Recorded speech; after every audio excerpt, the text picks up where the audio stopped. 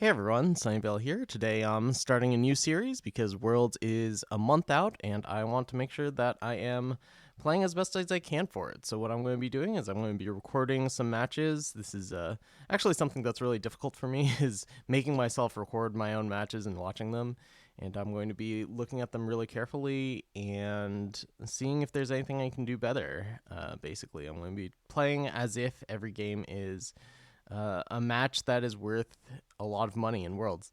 So that's what I'm going to be doing today. And hopefully, my goal is to record one game every single day. Okay, so this is just a ladder game, but I'm just going to be treating it as if it is a high stakes game at Worlds.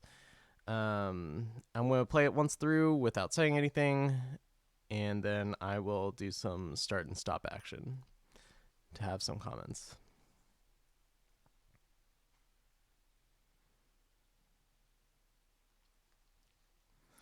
So I suppose at home you can make your own decisions the first time through whether what I'm doing is good or not.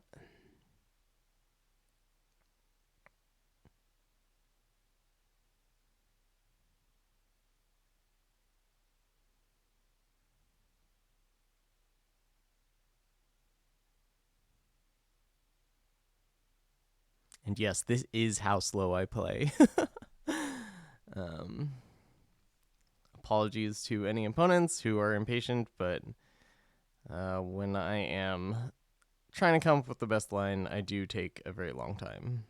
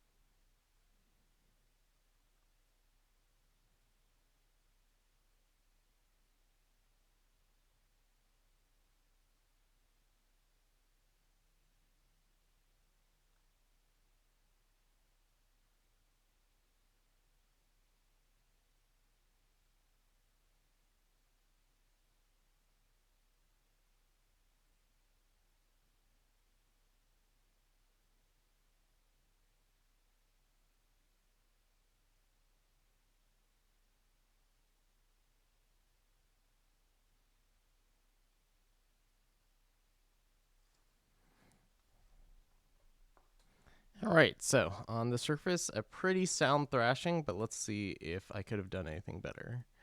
So, this hand is pretty good, except it's missing a spell. Like, if any one of these is a spell instead of whatever it is, that would be much better. But I think hands like this are pretty good in this deck. Um, just because it's a lot better to have a bunch of units because they still do stuff. Like they're not like Hojan can attack for 4 lifesteal and Dakaria can ramp you. Even if you don't have the spells to support them. I think this hand's fine, so that's why I kept.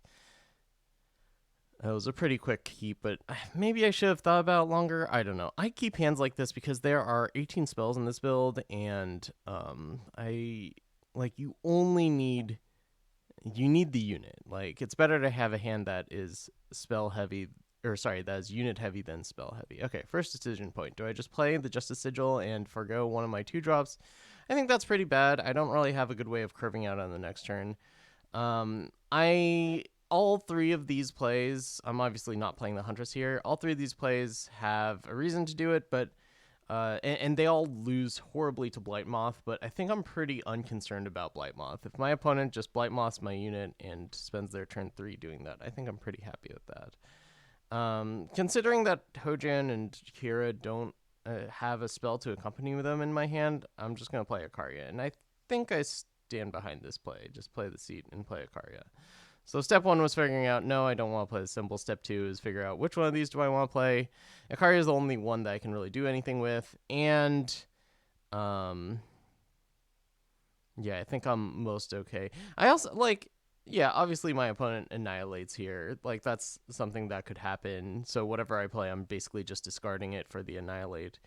And I think they annihilate whichever one that I play. It might be okay to bait something out, but I don't think assuming that they have it. Because, like, what if they're playing Reanimator and they just play Malaise here or something, right? You're going to want to further your game plan as best as possible.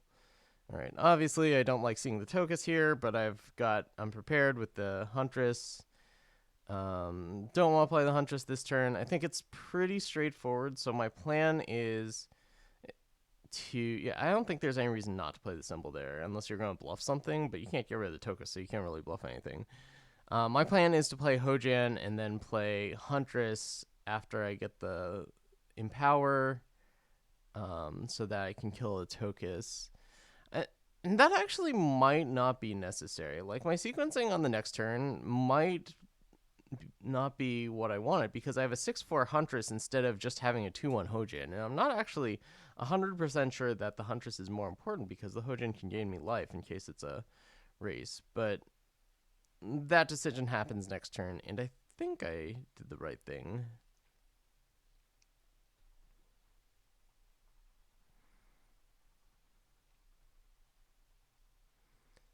Behemoth. Kind of obnoxious. I think I just want to go through with my plan. I can try to take down the Behemoth by attacking and then throwing this away, but then I still have a Tokus on board, and Tokus turns off the rest of my deck. So I think my plan is to hope to draw out of the Behemoth problem and just kill the Tokus now. So I do the thing where I grow Hojan and I play this. I do get up to 6 power, so 6 justice, so this does become a 4/3 this turn, but I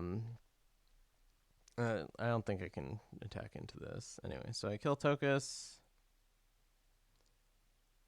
Get Midnight Hunted here. I don't mind the Midnight Hunt. I mean, like, if they attack, I'm not blocking. Or, sorry, Twilight Hunt, rather.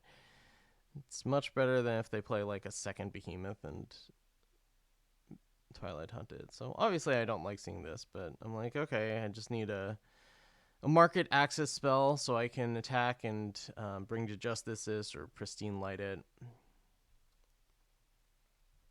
Okay, so I think I might have screwed up this turn. So I'm thinking, all right, I need to find an answer for this. I need to find something like a second Kira or like an Envoy or something like that. So I go Crest, Treasure Trove, try to dig. But I think that what I needed to do, like I'm pretty far behind in this situation. I think what I needed to do is play this. Well, we'll see what happens. Like I just didn't take into account what my opponent was going to do. So um I think that like leading with the treasure trove is probably the best thing to start with here, so you have more information about how to continue the next play. But I just wanted to get deeper in my deck, which I think was a mistake. It certainly got punished here.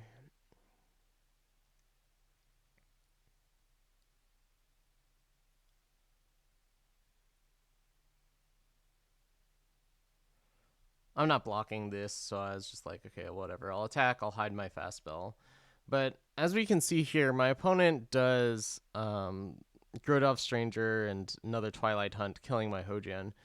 I'm not sure if it's insane for me or whatever, but like if I have that power up and they go for this, I could maybe intrusion the Hojian and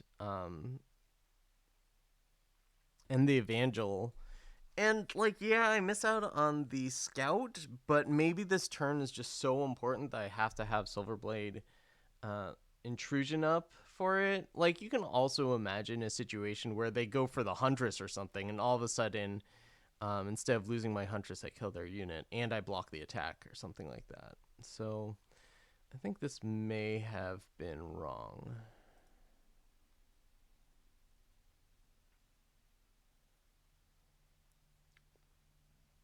Again, at this point, I'm like, gosh, I just need a market access card for the Pristine Light. Although I think they play a Tokus this turn. No, it's on the next turn. So it's like still pretty bad, especially with the Aurelian Merchant. It's still pretty bad if I have to go like attack with both and then Pristine Light. But I don't know, like I think that I'm still in the game. It's like not impossible to imagine a sequence of draws that gets me out of it if I do that, especially with like, two draws from the Nightfall. If I draw, whatever. Yeah, like if I drew Kira plus Pristine Light here, I think I'm right back in it. Um so obviously this looks pretty hopeless, but I think my plan was, just block, try to buy a turn. I'll get the Valkyrie, and hope to draw into one of the cards that draws cards.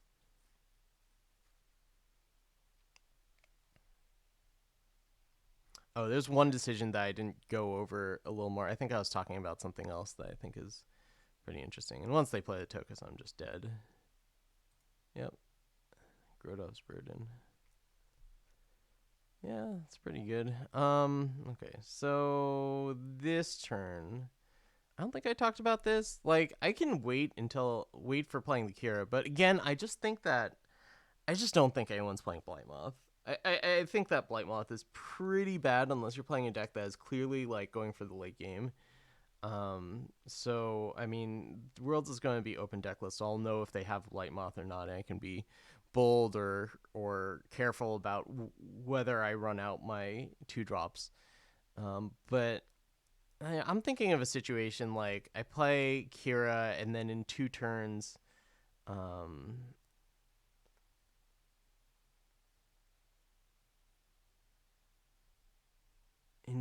like I'll have all my power available in case I have, I don't know, like Crescendo for Wind Conjuring or something like that, which I wouldn't be able to do otherwise. Also, I'm just gonna revisit this play. Like, I don't need to play my Hojin here. I can play Evangel and then stun that instead, just to keep the Hojin in hand, and so that the Hojin's not stunned. That actually might be a lot better, because then I can get a Hojin in play. It doesn't mean that my Huntress is only a 4/3 or whatever, but like Kodash's Evangel is pretty worthless. Okay, I'll consider that next time. I don't know, like it's pretty nice having a 6/4 instead of a 3/4 Huntress, but also it's better just to have, 2 units out there, 3/4 and a Hojan instead of a 6/4 and an Evangel, which is basically worthless. Anyway, um, yeah, I mean the result wasn't great, but I think there were some interesting decision points, and I'm pretty okay with how I came to my plays. All right, well, I know this wasn't the most exciting of games, but I'm gonna treat each one that I record like it's the real thing. And in unless there are truly no interesting decisions, I won't skip any. I'll just have a good representation of what games look like. All right, thanks for watching. I'll see you next time.